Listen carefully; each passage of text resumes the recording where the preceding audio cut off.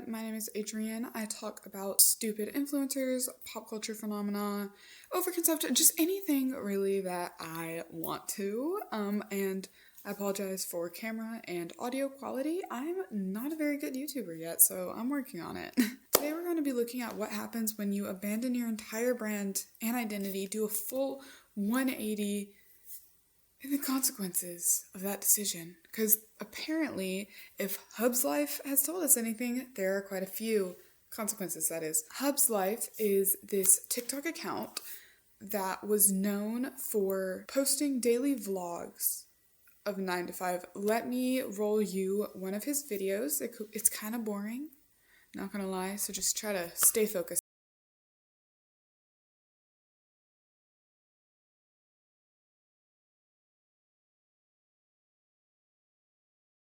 So as you can see, it's a lot of very just straightforward, kind of plain content, getting ready to go to work, being at work, and his whole thing was promoting 9 to 5s. That was his whole MO. Alright, he wanted to normalize the norm, I think is the phrase that he would use often. He wanted to put 9 to 5s back in fashion again. He wanted to be like, it is cool.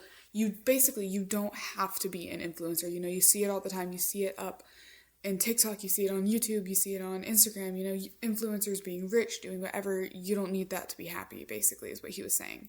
He also has a thing he says where he actually apparently quit his 9 to 5 a few years ago, tried to do full-time videography, content creators, kind of unclear. And he didn't like it. He didn't like that it wasn't consistent. He didn't like that the hours weren't there, the benefits weren't there. So he went back to his 9 to 5. That was a big part of his brand as well, is basically saying there are good things about it. The grass isn't always greener on the other side, basically. You know, what you see on TikTok isn't always real. That was a big part of his branding as well. He really wanted you to know that you don't have to be an influencer to be happy. And I'm going to say right off the bat, I do like that messaging. Is his content, or was his content, a little boring? Yeah, I'm not going to follow that because it's just, but it's a nice concept to have, you know? Because I agree that in a lot of cases 9 to 5s are more consistent. They might be a little bit more boring, but they are in some ways more beneficial. Does that make sense? So I have nothing against that particular messaging. I don't even have anything against the delivery of it. Because even if it was boring, it's not harmful. Right? It's just lame. That's so rude. I'm being so rude so early into the video. But that's just my opinion on that. I do think it's important to note that 9 to 5s aren't anything to be ashamed of, and I'm going to say that right off the bat right now. In case anything I say in this video comes across differently, 9 to 5s are super cool. It's so radical that you have one if you do. I don't know. I have nothing against 9 to 5s personally, and I think it's dumb to have anything against them. That sentence inflection was really weird. Anyway, moving on. So I actually don't mind Hubs.life old content. Boring? Yes. Helpful? Maybe. Harmful? No. But now he did this really interesting thing, okay? He quit his job, his 9 to 5 that he filmed, you know, the get ready with me's to go to my 9 to 5. He quit that, okay? And what he did is so peculiar, but so nasty, okay? Just weird, icky, gross, bad, weird. He pretended, this is so dumb, he pretended to still have a 9 to 5. He rented out an office space and acted like he had a 9 to 5, and he didn't tell anyone until they found out. Dude, if you're gonna quit your job, okay, this is my standpoint on it. If you're gonna quit your job, stand 10 toes down on that decision. You're gonna quit your job to go to content creation, even if your content revolves around the job that you are quitting, you gotta stand 10 toes down on that. You don't quit and then fake like you still have a job. Where the logic doesn't exist there. It's just weird. Or at the very least tell your audience, because at that point that's just fraud. You're just lying to your audience, just like straight up point blank period, you're just lying to your followers. And by the way, this guy still, even after losing a lot of followers, this guy is not a small creator. Right now he has 917.3k followers with 48 million likes. So and that's on TikTok. So he is no small creator, which makes it all the worse. Is that how you would say that grammatically? I don't know. Makes it all the worse that he would lie like that, because he's not lying to 10 followers, he's not lying to 100 followers, he's not lying to 1,000, he's not lying to 10,000 or 100,000, he's lying to nearly 1 million people. It might have been 1 million when he made that up, because I think he lost a lot of followers, and you'll see why as it keeps going. You'll see why, because it keeps descending, it keeps getting worse. Lying to his followers is just the start of this man's journey. So after he got called out, he stopped going to that office. You can just see the office just vanishes. He stops making his 9-to-5 content, and instead he pivots to day in the life of a self-employed man. He actually adventured with a few different day in the lives. He tried a couple out, saw what stuck. Nothing really stuck, but he tried, I believe, day in the life of a single dad, day in the life of a content creator, just all the different titles. All it basically meant was day in the life of an influencer.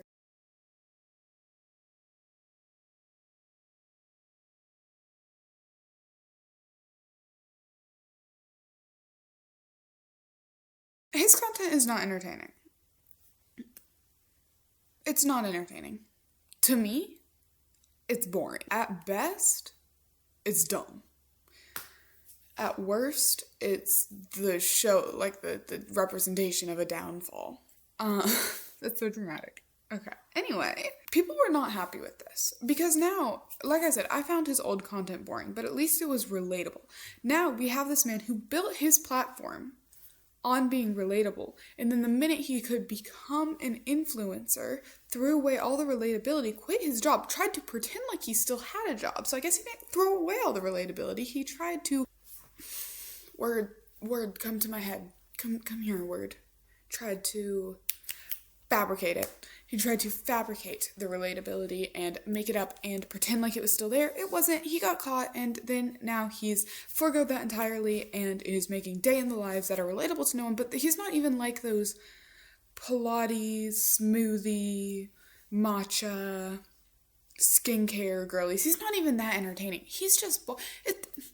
There is no substance to his content, basically. Used to be relatable, it's not relatable anymore.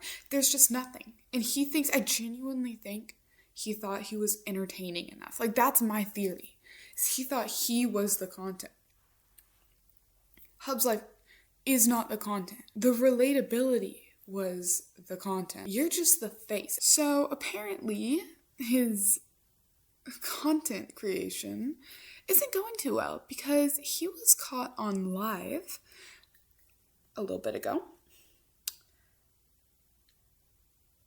begging for galaxies. I'm gonna roll the clip for y'all really fast.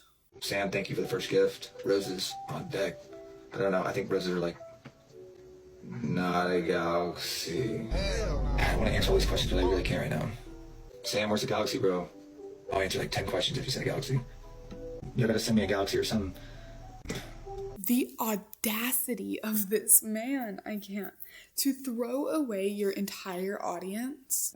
These people did not follow you for this half-assed content, all right? They followed you for your relatability. To throw that away and then beg for a galaxy and be like, I think a rose is not a galaxy. Be happy you got a rose. I wouldn't have given you anything. It's so absurd to me. First of all, begging for gifts on TikTok Live, that is something I cannot wrap my head around.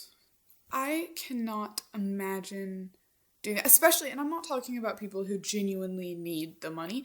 I'm talking about people who have almost 1 million subscribers and are just, and did it to themselves and are now expecting their audience to clean up their mess. That's your fault. You did that.